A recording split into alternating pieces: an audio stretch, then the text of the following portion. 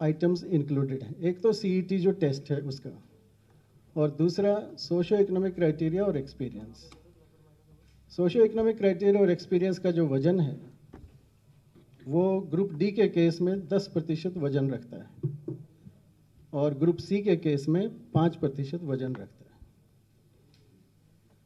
ज़्यादा समय ना लेते हुए मैं अब chairperson Haryana staff selection Shri Bharat Bhushan ji को इनवाइट करूंगा कि वह यहाँ पर आएँ और स्कीम के बारे में और डिटेल में आपको संबोधन करें।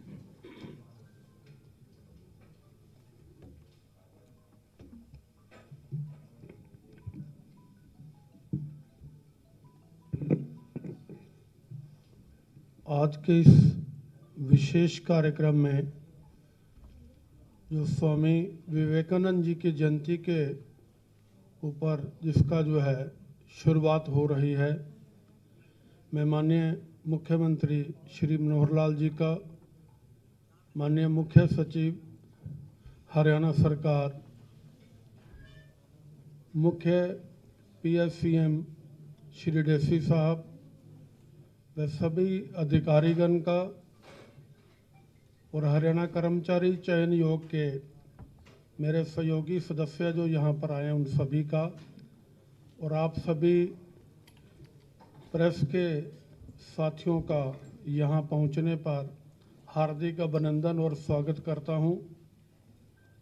ये वन टाइम रजिस्ट्रेशन का जो विषय है, माननीय मुख्यमंत्री जी पिछले 3-4 साल से इसके ऊपर और हमारे सभी अधिकारीगण इस विषय पर बहुत ही चिंतन और मनन इसके ऊपर किया कि बार बार एक उम्मीदवार को विभिन्न भर्तियों के लिए बार बार फॉर्म भरना पड़ता है, बार बार फीस देनी पड़ती है, बार बार एग्ज़ाम देने के लिए उनको एग्जामिनेशन सेंटर पर आना पड़ता है, और हरियाणा कर्मचारी चयन आयोग को बार बार इन उम्मीदवारों के जो वांछित दस्तावेज हैं उनकी जांच पड़ताल करनी पड़ती है, और इसके अंदर बहुत ज़्यादा समय जो है इस प्रक्रिया को, चयन प्रक्रिया को करने में लगता है, जिसके कारण कई प्रकार की कठिनाइयां पैदा होती हैं।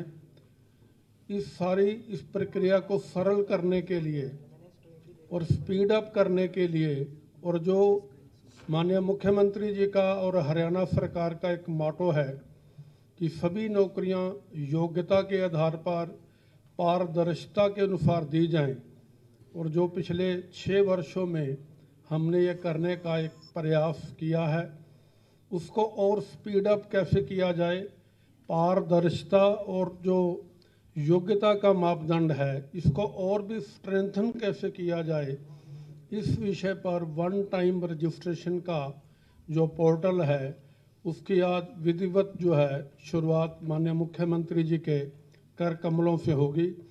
वन टाइम रजिस्ट्रेशन से मोटे तौर पर अभिप्राय ये है कि हरियाणा सरकार के अंदर जितनी भी ग्रुप सी और डी की नौकरियां हैं, आज के बाद सभी जो नौजवान युवा हैं, युवतियां हैं, हमारे बेटे और बेटियां हैं, उनको अगर ग्रुप सी और डी के अंदर नौकरी लेने की उनकी सरकारी में इच्छा है तो एक बार उनको रजिस्ट्रेशन करवाना होगा।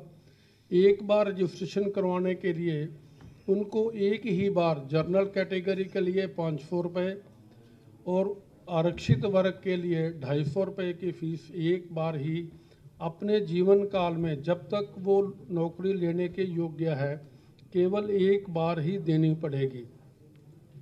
इस पोर्टल के अंदर अपने आप को रजिस्ट्रेशन करवाने के लिए अभी हरियाणा सरकार ने जो एक बहुत ही अच्छा कदम उठाते हुए PPP कार्ड, परिवार पहचान पत्र के नाम से जो कार्रवाई तकरीबन पूरी होने वाली है, जिसमें उसके परिवार का पूरा ब्यौरा है, उसके परिवार में सदस्य कितने हैं, उनकी आयु क्या है, उनका व्यवसाय क्या है, इस प्रकार की पूरी जानकारी उसके अंदर रहेगी। और वो PPP जो पहचान पत्र है उसका लिंक जो है इस पोर्टल के साथ रहेगा।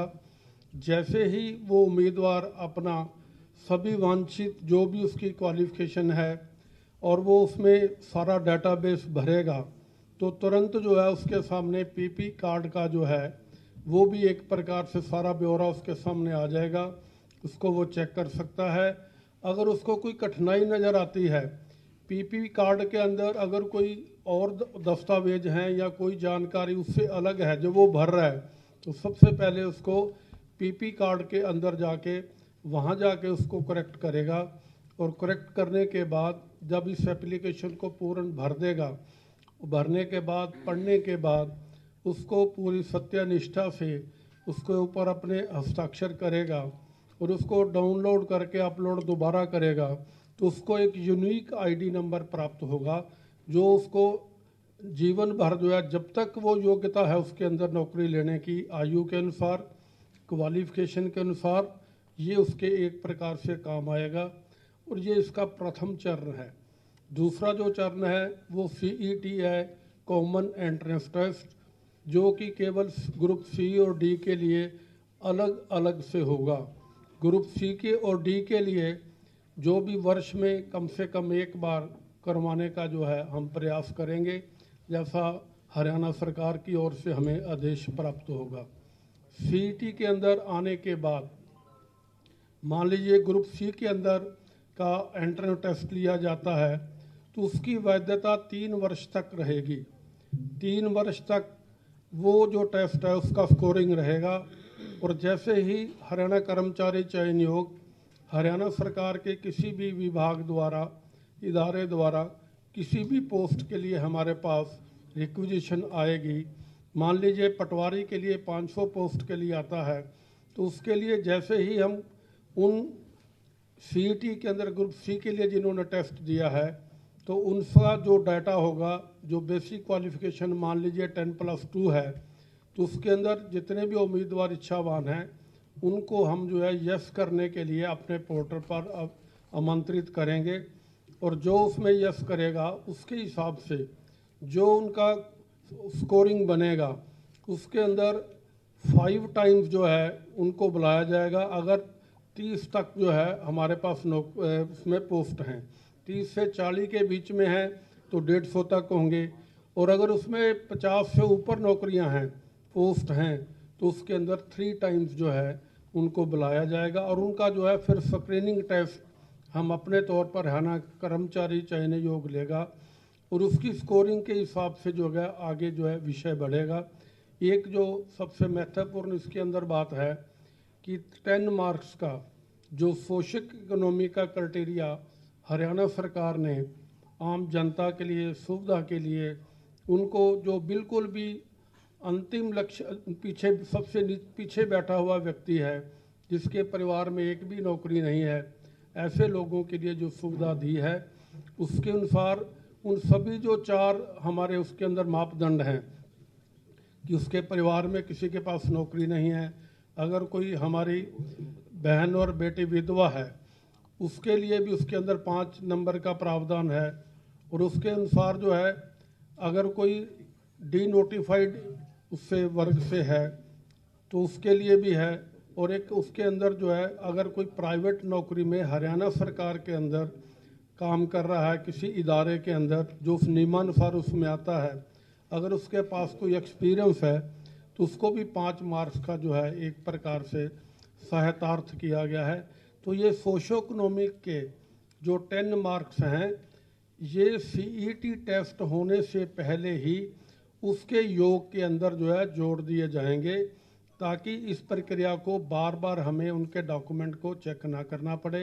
इस प्रकार से जब हम second test screening test group C का वर्ग अनुसार लेंगे तो उसके अंदर जो है उनका रिजल्ट जो है उनका CET टेस्ट लेने के बाद जो भी उनका परिणाम आएगा मेरिट के अनुसार और पूरी पारदर्शिता से जो हम जैसे हम पहले कर रहे हैं उसको और स्ट्रेंथन करते हुए इसको और भी आगे बढ़ाएंगे।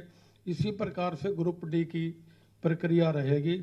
मेरा कहने का अभिप्राय ये है, इससे क्या होगा कि अभी हमें जो 6 महीने से 1 साल का समय एक चयन प्रक्रिया को पूरा करने में लगता है, इसको हम ज़्यादा से ज़्यादा 6 महीने और इसमें हम 3 महीने के अंदर भी ये चयन प्रक्रिया को पूरा कर सकते हैं, ऐसा मेरा विश्वास है। और यही माननीय मुख्यमंत्री जी का और पूरी हरियाणा सरकार का भी यही विषय है कि इस चयन प्रक्रिया को पूरी योग्यता, मेरिट, पारदर्शिता के साथ और स्ट्रेंथन करते हुए आगे बढ़ाया जाए और इसको स्पीड अप किया जाए। इसका मुख्य उद्देश्य जो है, जो हमारे युवा, पढ़े लिखे युवा हैं जो ग्रुप सी और डी में नौकरी प्राप्त करना चाहते हैं, उनको कम से कम समय में एक ही बार फीस देकर, एक ही बार फॉर्म भरकर और कर्मचारी चयन आयोग के कार्यालय में डॉक्यूमेंट वेरिफिकेशन के लिए कभी आना ना पड़े। तो एक प्रकार से सुलभ और सरल एक प्रक्रिया जो आज माननीय मुख्यमंत्री जी के द्वारा शुरू होने जा रही है, इसमें इस कार्यक्रम में आने के लिए आप सभी का बहुत बहुत धन्यवाद।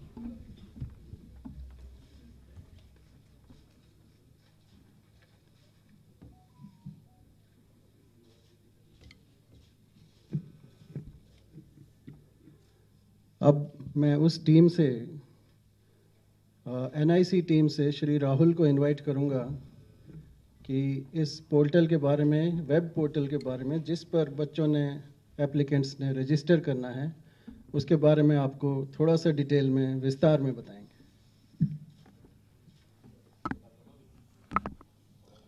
सुप्रभात आदरणीय मुख्यमंत्री जी और सारे सरकारी सीनियर अफसरान। Quickly, वैसे तो भारती जी ने he has explained all the features. We have incorporated all those features technically. So one-time registration, OTR is a one-time registration portal, which is basically a web-based integrated workflow system, which incorporates all the features for the different applicants for Group C, Group D, and also for the non-gazetted teaching post. So it actually provides a one-time registration process wherein the processes will be managed by the Haryana Staff Selection Commission. Next slide. So these are the key highlights for this portal. It actually comprises for the one-time registration, as already explained. Unique ID for the candidate. So we'll be providing the unique ID for each candidate who will be registering on this portal. And this is one of the most important feature for the e-verification. You need not go for the manual verification for the documents. We are facilitating the e-verification of all the documents, which the applicant will be uploading on this portal. Admit card, yes, he can take the admit card from the portal directly. It's the e-admit card. Examination notification is basically for the government departments, wherein they can post the different notifications to the candidates. CT score, yes. Also, he can view the eCT score over the portal. And as Bharti sir has already explained, so this is going to be the faster recruitment process. Instead of spending 6 months to 1 year, we'll be able to accomplish all the achievements for this registration and the test conduction and also the score view within 6 months. So basically, there is no haphazard for the documentation verification part, so wherein we save a lot of time. The next part. So these are the basic broad level features. Mobile, yes, we use the mobile number for mobile-based authentications. We also integrated the PPP, Parivar Pehchan Patra APIs, through which we are actually fetching all the family details through the family ID for the applicant, and all the details he need not fill. It will be automatically populated into the portal. Some of the details he has to update, say for example, if a correspondence address, he want to furnish a different address. Common application, yeah, it's a common application for all the different examinations. We have a payment gateway. We have ESP support, where you have this eligible support professional details you can upload, and the documents will be verified online. And last and not the least, email-based authentication. Detailed application functionality. The application will be able to not only upload, but also he can update his profile any point of time. As Bharti sir already explained, this is the first phase. So consecutively, we'll be coming with phase 2 and phase 3. So in the consecutive phases, we'll have the dashboard, which provides not only the departments, but also the applicants to view different kind of reports. So we'll be using some open source based dashboard tools to facilitate these features. It's going to be a single place for viewing all the applicants' details and also enlisting all the government listed jobs. Yeah, user can download the print card, print the admit card, and also he can view the scorecard. The next one. These are the other key functionalities which we have covered and will be covering in the consecutive phases. Alerts to the applicants based on the post, the positions, and the application criteria. There will be different application alerts which will be formulated and sent to the applicants. Exam details, yes, the departments will be adding these exam dates, the qualification criteria, the fees. So fees is already fixed if there is any changes on that front, and the different centers. The department can also view the different applications which are received against a particular post. Already explained e-document verification, scorecard, customize real-time reports. So this is going to be a unique key feature for this portal. When we have on the dashboard, we can have these customized real-time based reports. We'll be using open source tools for this. E-admit card, generating the candidate list, and examination day specific activities. So, sir, we are ready for the launch. I invite, sir.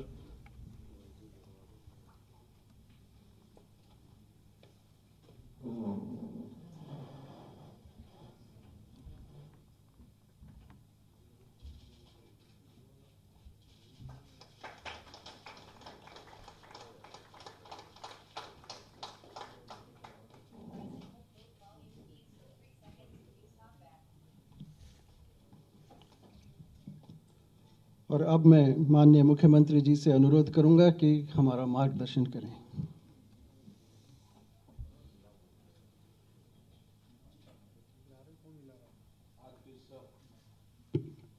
Press conference में हमारे सभी पत्रकार, छायाकार बंधुओं, हम जानते हैं कि आज भारतीय संस्कृति के अग्रदूत स्वामी विवेकानंद जी का जन्म दिवस है 12 जनवरी, और इस दिन को हम राष्ट्रीय युवा दिवस ये मनाते हैं। युवा ही वास्तव में एक ऐसा हमारा स्रोत है ऊर्जा का कि जिसके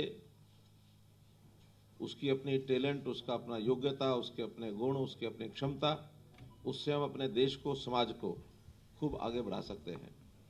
हमने हरियाणा में युवाओं के विकास की ओर पर्याप्त ध्यान दिया है। हमने अपना जो ये दूसरा कार्यकाल शुरू हुआ, इसके घोषणा पत्र में ये उस समय घोषणा की थी कि युवाओं की अपनी पढ़ाई, युवाओं की स्किलिंग, युवाओं की क्षमता को बढ़ाना, और साथ ही युवाओं को नौकरी के लिए बार बार जो आवेदन करना पड़ता है ये नहीं करना पड़ेगा, एक बार आवेदन करना पड़ेगा।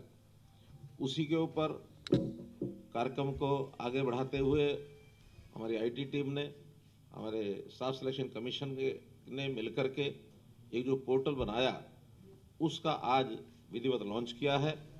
इस अवसर पर मैं सभी प्रदेश के युवाओं को शुभकामना देता हूं। अपने एनआईसी, आईटी डिपार्टमेंट और स्टाफ सिलेक्शन कमीशन, इन सब के यानी कर्मचारियों को, अधिकारियों को भी बधाई देता हूं कि इन्होंने एक इस प्रकार का ये पोर्टल बनाया है। अब आगे से हरियाणा कर्मचारी चयन आयोग अपना जो सी और डी का जैसा बताया गया है, कर्मचारियों का जो चयन है वो इसी पोर्टल के माध्यम से ही करेंगे। वन टाइम रजिस्ट्रेशन आज से शुरू कर दिया गया है और अब ये 3 महीने तक यानी 31 मार्च, 3 महीने माने 12 दिन कम हो गए इसमें, 31 मार्च तक 2021 तक ये पोर्टल खुला रहेगा और सब लोग, चाहे वो 10वीं पास है, 12वीं पास है, ग्रेजुएट है, हायर एजुकेशन का व्यक्ति है, एक ही फॉर्म पर अपनी सारी डिटेल्स भरेगा। और जो कम क्वालिफिकेशन वाला है वो तो केवल डी में ही अपने परीक्षा दे पाएगा, लेकिन इससे ऊपर के क्वालिफिकेशन वाले यानी +2 और इससे ऊपर के क्वालिफिकेशन वाले चाहे तो वो डी में भी परीक्षा दे सकते हैं, चाहे तो सी में भी दे सकते हैं। कॉमन एलिजिबिलिटी टेस्ट जो है ये दोनों का अलग अलग होगा, सी का अलग होगा, डी का अलग होगा। डी में तो जो भी उसकी मेरिट लिस्ट बनेगी इंक्लूडिंग सोशो इकोनॉमिक मार्क्स मिला करके, उस मेरिट के आधार के ऊपर ही जो ऊपर के जितने भी कैंडिडेट्स होंगे उनको ऑटोमेटिकली नौकरी मिलेगी।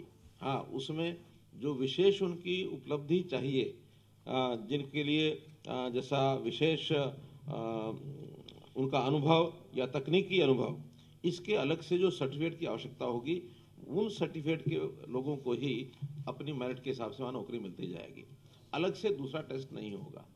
लेकिन ग्रुप सी में डिपार्टमेंट की जो भी पोस्ट होंगी उस पोस्ट के हिसाब से उसका एक टेस्ट दोबारा होगा।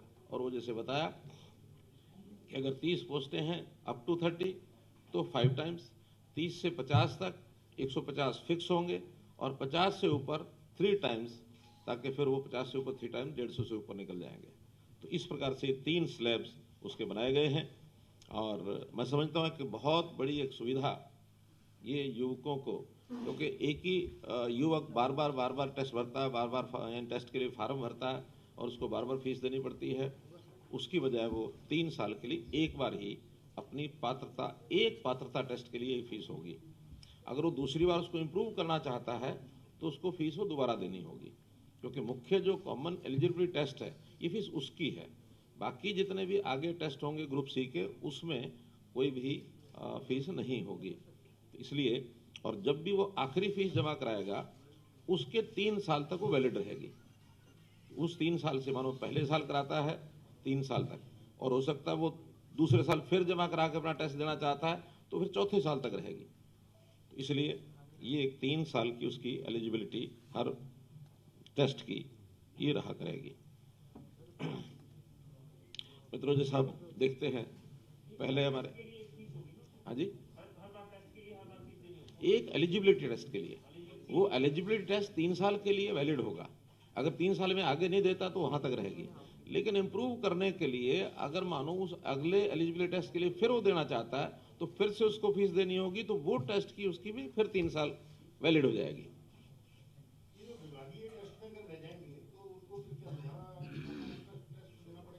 नहीं, वो 3 साल तक अलग अलग विभागों में भी टेस्ट देते रह सकते हैं। वो अगली बार फिर पोस्टिंग के लिए फिर दे सकता है। इंप्रूव करना तो बीच में इंप्रूव कर सकता है। अगर 3 साल तक उसने इंप्रूव भी नहीं किया, उसको उसके आधार पर कोई नौकरी भी नहीं मिली, तो वो 3 साल के बाद उसका ये पीरियड समाप्त हो जाएगा। अगले 3 साल के लिए फिर आना चाहता तो फिर आ सकता है। सामान्यतः होगा ये कि जो एलिजिबिलिटी टेस्ट में हायर मार्क्स के जितने भी बच्चे हैं, कैंडिडेट्स हैं, वही नौकरी के लिए बार बार प्रयत्न करेंगे। बहुत नीचे जो रह जाएंगे वो या तो इम्प्रूव करेंगे या छोड़ के अपना काम करेंगे, क्योंकि इसमें हर एक बार के लिए उनको अलग अलग लालसा तंग नहीं करेगी। क्योंकि अभी तो क्या होता है, एक मान लो 5000 पोस्ट हैं, उन 5000 पोस्ट के लिए भी 10 लाख लोग आते हैं। 500 पोस्ट होती है उसके लिए 10 लाख फिर आते हैं। अगले किसी और विभाग की 2000 आ जाती है, उसके लिए 10 लाख फिर आते हैं। तो वो जो बार बार आने का क्रम या बार बार एग्जाम लेने की बात, ये परेशानी युवकों के लिए भी खत्म होगी और डिपार्टमेंट भी सुविधाजनक तरीके से अपने पूरी क्षमता से इन टेस्ट को जल्दी से जल्दी कम टाइम में करा सकते हैं।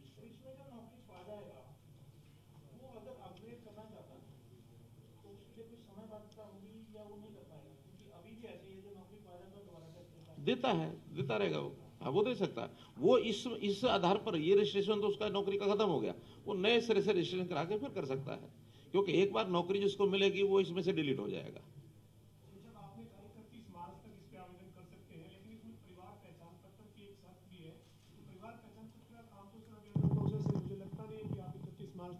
या इन बिटवीन कोई आवेदन करते हैं तो उसके लिए तो दिक्कत रहेगी सर। जब भी कोई आवेदन करता है और उसका परिवार पहचान पत्र नहीं है तो उसी समय पहले वो पहचान पत्र बनाएगा और पहचान पत्र तुरंत बनता है। वो तो जो नहीं बनवा रहे वो पूरा करने के लिए समय लगेगा, लेकिन आवेदन करने से पहले अगला अपना परिवार पहचान पत्र कहीं भी किसी भी सेंटर पर जाके बनवा सकता है। बनवाएगा, अपना नंबर लिखेगा, उसको रजिस्ट्रेशन करेगा, तो इसलिए परिवार पहचान पत्र में टाइम नहीं लगता है। हाँ, एक चीज़ और क्लियर करनी है कि ये परिवार पहचान पत्र हरियाणा के डोमिसाइल का ही बनता है, लेकिन डोमिसाइल पहले कभी हमारे यहाँ 15 साल की पीरियड था कि जो 15 साल से हरियाणा में रह रहा है उसी का डोमिसाइल बनेगा। अब उसका हमने पीरियड 5 साल कर दिया कि 5 साल से भी कोई हरियाणा में रह रहा है तो उसका भी डोमिसाइल बनेगा। 5 साल से कम अगर है तो उसको एक टेम्परेरी रेजिडेंट आईडी दी जाएगी, वो भी भर सकता है फॉर्म, यानी दूसरे प्रदेश का भी भरना चाहे तो भर सकता है। वो टेम्परेरी आईडी उसको ये मिलेगी, उस टेम्परेरी आईडी के आधार पर वो सारी जानकारियाँ उसकी ऑटोमेटिक उसके अंदर भरी जाएंगी। उसको ऐसा नहीं कि वो नहीं भर सकता है, तो भर सकता है, लेकिन उसको एक टेम्परेरी आईडी मिलेगी, उसके आधार पर वो भरेगा।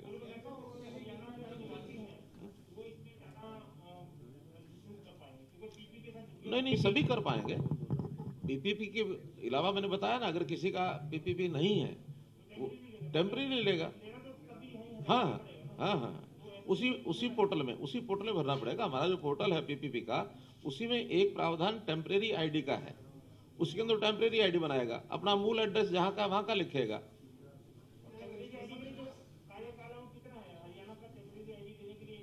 मैंने बताया 5 साल का रेजिडेंट जब तक नहीं होता तब तक वो टेम्परेरी पर रहेगा। 5 साल रेजिडेंस पूरा होने के बाद वो परमानेंट में आ जाएगा। पीपीपी का हमेशा, ये मैंने बताया 31 मार्च तक है। अभी 31 मार्च तक है, फिर इसको समय समय पर खोला जाएगा। जब मानो एक एग्जाम हो जाएगा तो दूसरे एग्जाम से पहले फिर खोला जाएगा, या जब भी कभी परीक्षाएं मान लो 10वीं की 12वीं की होती हैं फिर खोला जाएगा। अभी तो 31 मार्च तक जो पहले से 10वीं के 12वीं के लोग हैं वो आएंगे। और इसमें भारती जी एक प्रावधान हमने ये भी किया है कि जो इस बार 10वीं और 12वीं में अपीयर होंगे, हाँ, वो भी इसमें कर सकते हैं। प्रोविजनल अपना रजिस्ट्रेशन करेंगे, 10वीं में 12वीं में पास होने के बाद वो उसमें अपना अपडेट करेंगे कि 10वीं 12वीं पास हो गए। पास नहीं हो सके तो इसमें रिजेक्ट हो जाएंगे। ये प्रक्रिया की बात होगी, लेकिन टारगेट क्या रखा है सरकार ने? जिस तरह से कोविड का समय रहा, कुछ भर्तियां बंद भी हुई, प्रक्रिया तो एक सिंपल होगी, उसके लिए टारगेट भी होगा? कोई टारगेट नहीं है, सभी लोग रजिस्ट्रेशन कर सकते हैं, सबका टेस्ट होगा। इस टेस्ट के बाद डिपार्टमेंट अपनी आवश्यकता के हिसाब से फिर नौकरियों की एडवर्टाइजमेंट करेगा, और वो जो एडवर्टाइजमेंट होगी उसके बाद उनको फिर क्लिक करना होगा कि हाँ इस नौकरी के लिए अगर तो ग्रुप डी है तो वो सिलेक्शन सीधी हो जाएगी और सीधा उनको अपॉइंटमेंट लेटर जाएगा। 1 महीने का टाइम मिलेगा ज्वाइन करने का। कोई ज्वाइन करेगा ठीक है, नहीं ज्वाइन करेगा तो नेक्स्ट की बारी आएगी। और अगर ग्रुप सी है तो उसको अगला टेस्ट जो डिपार्टमेंट का देना है उसके लिए उसको टिक करना होगा कि हाँ मैं इसके लिए एग्जाम देना चाहता हूँ, लेकिन उसके लिए नंबर जो फिक्स कर दिया है अप टू 30, 5 गुना, 30 to 50, 150, अबव 50 अगर पोस्ट हैं तो होते 3 गुना। तो उतना जो अपर होंगे, मानो एग्जाम लेना है 200 लोगों का, टिक कर दिए 400 लोगों ने, तो मेरिट में अपर 200 होंगे, उन्हीं का एग्जाम होगा, बाकी का नहीं होगा।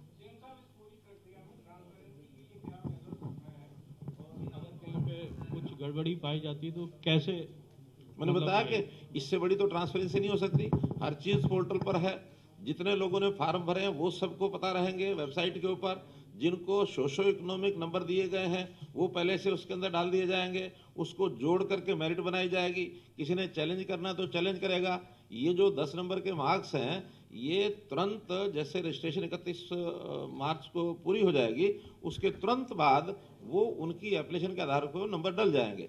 तो नंबर डलते ही जब सीईटी का टेस्ट होगा, कॉमन एलिजिबिलिटी टेस्ट, उससे पहले किसी ने चैलेंज करना तो उसको चैलेंज कर सकता है। इसलिए पर्याप्त मात्रा में इसकी पारदर्शिता है। और फिर जब एग्जाम होगा उनके सबके मार्क्स भी सबको पता होंगे कि किसकी मेरिट क्या आई है, वेबसाइट पर देखेंगे। 3 टाइम्स 5 टाइम्स का हमने स्कोर बता दिया, सबको पता है। जिस दिन टिक करके लोगों ने भर दिया, जब डेट आएगी उस डेट के बाद भी टाइम दिया जाएगा, इतने टाइम तक आप टिक कर सकते हैं। टिक करने की डेट तक वो नंबर फिर आ जाएगा। उस नंबर में कितने लोगों का टेस्ट होगा वो पता लग जाएगा। 600 लोगों ने टेस्ट किया, 300 ने, मानो 600 लोगों ने टिक किया, 300 ने यदि टेस्ट देना है तो अपर 300 कौन है सबको पता लगेगा। कहीं उसमें कोई छुपाई हुई बात नहीं है, हर किसी को अपने पोर्टल वेबसाइट पर ये चीजें नजर रहेंगी।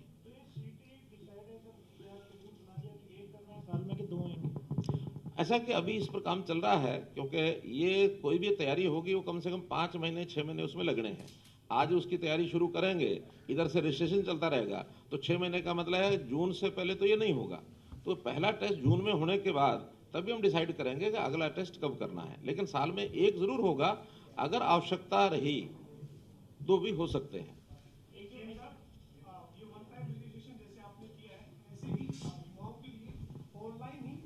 अगर वो देना चाहे तो ऐसा कोई विचार कर रहे हैं कि चूंकि अभी ग्राम सचिव का पेपर हुआ है सर, 6.5 लाख के करीब अभ्यर्थी थे और इधर से उधर तो नहीं जाना पड़ा, आपने उनके लिए सुविधा कर दी, जिलों में सेंटर दे दिए। लेकिन इसके बावजूद 1-2 जगह से ऐसी चर्चाएं रही सर कि पेपर लीक हुआ है। हालांकि आधिकारिक तौर पर आपके पास या चेयरमैन साहब के पास जानकारी होगी कि क्या वाकई में पेपर लीक था या अफवाह थी। लेकिन क्या ऑनलाइन एग्जाम भी बच्चे दे सकें, जो बच्चे कंप्यूटर पे लैपटॉप पे ऐसे सेंटर बना दिए जाए? अभी ग्रुप सी और डी के लिए एलिजिबिलिटी टेस्ट ये ऑनलाइन नहीं है। ऑनलाइन का विचार भी करेंगे तो हायर जो टाइप की जो नौकरियां होंगी उसके लिए करेंगे, क्योंकि 10वीं का 12वीं का ये विद्यार्थी अभी ऑनलाइन की लेवल पर नहीं आ सकता कि उनको हम ऑनलाइन लें, पहली बात। दूसरी बात जो आपने कही, ये ठीक है कि एक केस पकड़ा गया है और उस केस में कोई एक टेक्निकल आइटम लेकर के और वो व्यक्ति अंदर गया था उसने बहुत बारीक चिप एक उससे बरामद हुई और उस चिप के माध्यम से वो सारा सिस्टम पता लग गया है। उसमें जो लोग इसके पीछे काम कर रहे थे उनका भी पता लगा है। 14 लोगों को गिरफ्तार कर लिया गया है, FIR हो गई है। लेकिन मुझे नहीं लगता कि वो उससे ज़्यादा आगे कहीं बढ़ा होगा।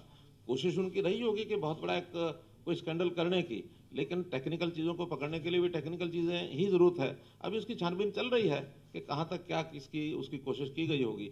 अब ये चूँकि बहुत पुराने ऐसे ऐसे ग्रोह बने हुए हैं जो हर चीज़ की कहीं ना कहीं काट निकालते हैं।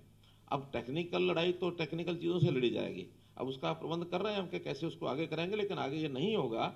ये कहीं ना कहीं फ्लॉ ऐसा जो एक आध जगह मिला है, इसमें कहीं ना कहीं कोई शरारत जो की गई है या इस प्रकार का जो अपराध किया गया है, बहुत ही टेक्निकल आदमी ने जिसको सारी चीज़ों की जानकारी होती है उसने किया है। तो उसको एक छोटी चिप के माध्यम से और वो सारी दूर बैठा हुआ आदमी को उनको बता रहा था, उस पकड़ा गया। अब क्योंकि ग्रुप सी में हमने जो अलग जो है नॉन गेस्टेड में लिखा टीचिंग का, अब एस्टेट वालों को सीटेट देना पड़ेगा जो बड़ा CET है, या वो एस्टेट नहीं, एस्टेट अलग है, उनका एस्टेट चलता रहेगा। केवल नॉन क्या है वो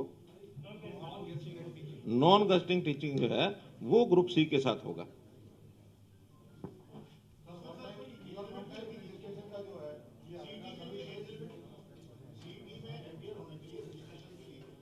वही जो नौकरियों के लिए है वही एज लिमिट है, 42 वर्ष और 47 वर्ष।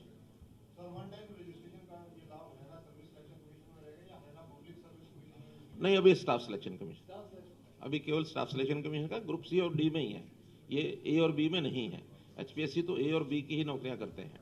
इसमें एक चीज़ और क्लियर करनी है कि जो सोशियो इकोनॉमिक है वो ग्रुप डी में तो मैक्सिमम 10 मार्क्स दिए जाएंगे, ग्रुप सी में मैक्सिमम 5 मार्क्स दिए जाएंगे। उसमें 2-3 तरह के प्रावधान होते हैं कि जिसके घर में कोई नौकरी नहीं है, कोई भी नौकरी नहीं है एक भी ब्लड रिलेशन में, तो उसको ही 5 मार्क्स दिए जाते हैं। फादरलेस जो है उस जवान को भी 5 नंबर दिए जाते हैं, या विडो है 5 नंबर हैं, और इसी प्रकार की 2-3 कैटेगरीज है। लेकिन टोटल मिला करके वो 10 से ज़्यादा नहीं होंगे और ग्रुप सी में 5 से ज़्यादा नहीं होंगे। अब की बार टारगेट क्या है सरकार का नौकरियों का, कि कितनी नौकरियां निकाली जाएंगी इस वर्ष में? और क्योंकि अभी पहले जो 5000 पुलिस की है वो अभी तो मैं एक जानकारी आपको ये दे रहा हूँ कि हमने किया क्या क्या है पिछले 6 साल के अंदर। ये जानकारियाँ युवाओं को आखिर कैसे कैसे हमने उनको सहयोग किया, कैसे उनको लाभ पहुंचाया, कैसे उनके जीवन को सुखी करने की हमने कोशिश की। आपको ध्यान में है कि पहले जितने भी ये पर्ची खर्ची के सिस्टम चलते थे, भाई भतीजावाद, पैसा लेना, ये करना वो करना, अपने अपनों को दे, मुड़ मुड़ रेवड़ियाँ। देखिए अब सारा पूरा मत क्या करो आप लोग। तो कुल मिला के उस सारे को हमने बदला है, और बदलने के बाद 6 साल में 80,000 नौकरियां हमने दी है। और कोई पिछले 6 साल का कोई पीरियड, 5 साल का पीरियड उठा करके देख लें, इतनी बड़ी संख्या में नौकरी कभी भी नहीं दी गई है। एवरेज पर ईयर भी लगा लेंगे तब भी नहीं दी गई है। सी और डी में हमने इंटरव्यू खत्म किया। पहले इंटरव्यू में ही सारा कुछ मार लगती थी। हमने देखा ये PTI वाला केस, हमने देखा ये C&V आर्ट वाले वो जो ड्राइंग टीचर जो थे, केवल इंटरव्यू के ऊपर उठा के भर्तियां कर दी गई। सुप्रीम कोर्ट में जाकर के उनको अल्टीमेटली उनकी नौकरियां कैंसिल हुई। अब एक व्यक्ति धोखे से, सच्चाई से, बुराई से, बेईमानी से मानो नौकरी ले गया, और उसके साथ 10 साल के बाद, 15 साल के बाद ये स्थिति बनती है, क्या यानी परिवार का बनता होगा, उसके प्रति हमें यानी हमारी संवेदनशीलता उनके प्रति जरूर है। गलत हुआ, ठीक हुआ, एक वो भूमिका जिसकी है उसकी है। लेकिन जिसने नौकरी ली वो जैसे भी ले गया, लेकिन 16 साल के बाद, 15 साल के बाद उसको नौकरी से बाहर कर दिया गया। ये भी बहुत एक स्थिति ऐसी है। लेकिन मैं दावे से कह सकता हूं कि हमारी ये 80,000 नौकरियों में से, 6 साल की नौकरियों में से एक भी रिजेक्ट नहीं हुई है। स्टे लगते रहे हैं, जो भी जाता है स्टे लेके आता है, लेकिन उसके बाद उसको कभी मुंह की नहीं खानी पड़ेगी कोई नौकरी हमारी रद्द हो गई हो, कोई भी एक भी। पुलिस में भी हमने TRP system, transparent recruitment process जो चलाई थी, सबसे पहले हरियाणा में चलाई गई, जिसके अंदर यानी लगभग 8-10 हज़ार पुलिस की भर्तियां हमारी पिछले 6 साल में हुई हैं। चाहे वो सब इंस्पेक्टर की हुई हैं, चाहे वो कांस्टेबल की हुई हैं, पुरुषों की, महिलाओं की, सब तरह की। लेकिन हमने सिस्टम उसमें दायर किए और सिस्टम के अंदर कभी कोई फ्लॉ नहीं निकला। और अच्छे अच्छे लोग, यानी आज पुलिस का जो नया बैच है, बहुत अच्छे पढ़े लिखे, अच्छे यानी होनहार और उसमें से हमने एक और छूट दी उनको कि आपको आगे प्रमोट करना है, अपने आप को कैरियर बनाना है, आपको आगे जाने के लिए कोई भी टेस्ट देना, एनओसी नहीं लेना पड़ेगा। Just you inform your department कि मैं एक टेस्ट देने जा रहा हूं। पहले क्या होता था, एनओसी लेना अनिवार्य होता था, और एनओसी लेते समय ऊपर के अधिकारी भी सोचते थे भाई ये नीचे का आदमी हमारे काम का आदमी है, हमारा हमने ट्रेनिंग इसको दी है, ये जाएगा तो हमें छोड़ जाएगा तो फिर हमारा काम खराब होगा, हमें नई भर्ती करनी पड़ेगी। नो, हम उस नौजवान के कैरियर में बाधा नहीं बनना चाहते। पहले मैं जो अगली बातें थोड़ी सी बता देता हूँ, फिर पोर्टल पर फिर आ जाएंगे वापस। पोर्टल की काफ़ी बातें बता दी हैं। 75% उद्योगों में प्राइवेट नौकरी के लिए इसका कानून हमने बनाया है कि हरियाणा के युवक को प्राथमिकता मिले। ये ठीक है, इसमें काफ़ी कुछ चर्चा बहस ये सब चलती है, चल भी रही है, लेकिन मैंने कहा अगर उपलब्ध है हरियाणा का नौजवान तो उसको नौकरी पहले मिलनी चाहिए, उपलब्ध नहीं है तो बाहर से ला सकते हैं, इसका मैकेनिज्म वो सारा हम बना रहे हैं।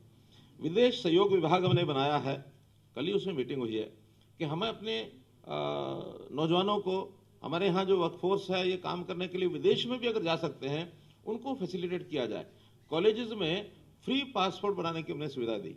क्या फॉर्म भरिए, कोई भी पोस्ट यानी ग्रेजुएट होने वाला विद्यार्थी अपना पासपोर्ट वहीं से लेकर के जा सकता है, उसका कोई शुल्क नहीं लगेगा। और 6800 विद्यार्थियों को इस साल ये पासपोर्ट दिए गए हैं जिन्होंने अप्लाई किया है फ्री ऑफ कॉस्ट। इसी प्रकार की स्किलिंग के भी हम कार्यक्रम चला रहे हैं। हमारा जो स्किल डेवलपमेंट यूनिवर्सिटी बनाई है, हर प्रकार की स्किलिंग, चाहे वो 10वीं पास है, चाहे ग्रेजुएट, पोस्ट ग्रेजुएट, +2 कोई भी है, ताकि जिस चीज़ की आवश्यकता है उसकी स्किलिंग और वो करवाई जाए और उनको आगे बढ़ाया जाए।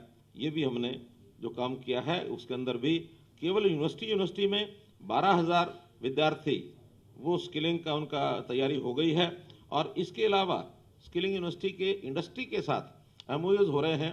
लगभग 50 इंडस्ट्री के साथ एमओयू हुए हैं, जहां इंडस्ट्री में ही ट्रेनिंग दी जाएगी जिस चीज़ की आवश्यकता है, और वही इंडस्ट्री उनको एब्जॉर्व करेगी। ट्रेनर्स उन यूनिवर्सिटी वाले होंगे, सर्टिफिकेट स्किल यूनिवर्सिटी देगी, उनकी देखरेख में उनकी ट्रेनिंग का जो एग्ज़ाम पार्ट है वो स्किल यूनिवर्सिटी करेगी। और उसका एक एमओयू करने के बाद इसमें भी बड़ी संख्या में नौजवानों को भर्ती हो रही है। हमने रोजगार मेले भी लगाए, 577 रोजगार मेले लगे हैं 6 साल में, 60,800 बेरोजगार युवाओं को उसमें नौकरी दी गई है। और इसके अलावा निजी कंपनियां जैसे ओला, उबर, GS4, जोमेटो और स्विगी, इनके साथ भी हमने अनुबंध किए और उसमें भी 79,000 युवाओं को रोजगार के अवसर प्रदान किए।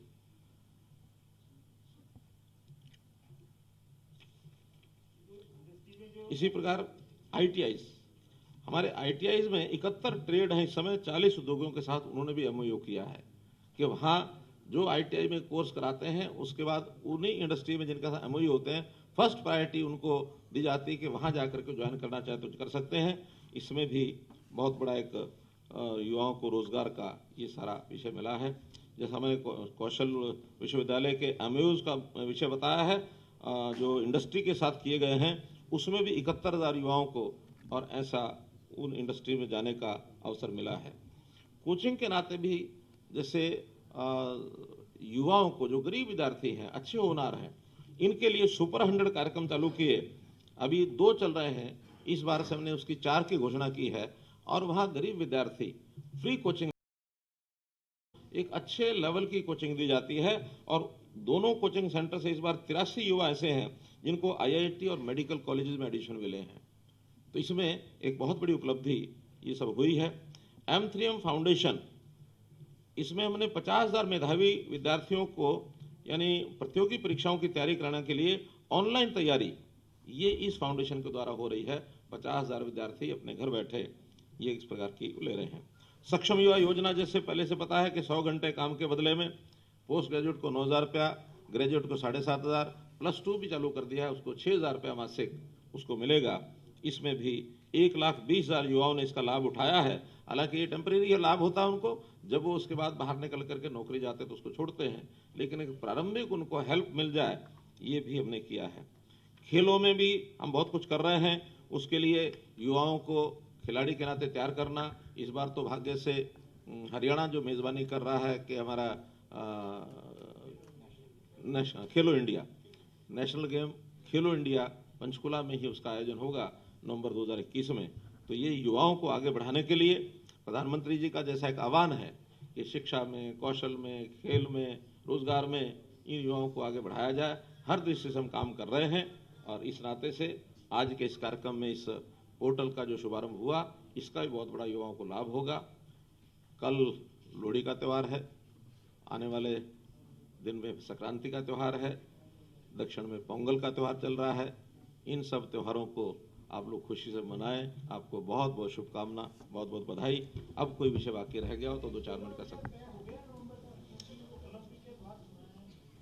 ऐसा कि वो चूंकि साल में एक बार होना होता है, प्रिंसिपली केंद्र सरकार ने, स्पोर्ट्स डिपार्टमेंट ने हमको परमिशन दे दी है कि आप अपनी तैयारी चालू रखिए।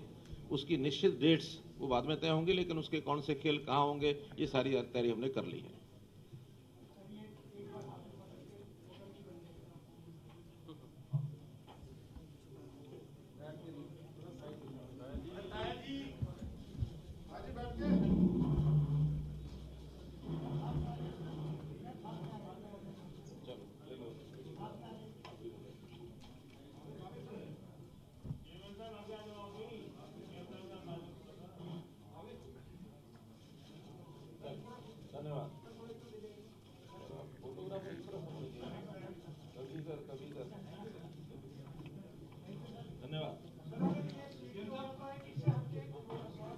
आज ही 2 दिन बाद फिर आऊंगा आपके सामने। ऐसी बातें मुलाकात के बाद। उससे पहले भर्ती होएगी या नहीं होएगी अभी जो चल रही है? नहीं, जो पहले वाली चल रही है वो सब होगी। जो पहले से एडवर्टाइजमेंट हुई हैं, जो फार्म भरे गए हैं, वो नहीं रुकेंगी। ये तो चूंकि टेस्ट जून में जाके होना है और इसमें भी पहले ग्रुप सी का होगा या डी का होगा, एक एक करके होंगे। तो इस नाते से तब तक ये सारे काम एचपीएससी के भी, स्टाफ सिलेक्शन के विषय भी सब चलते रहेंगे।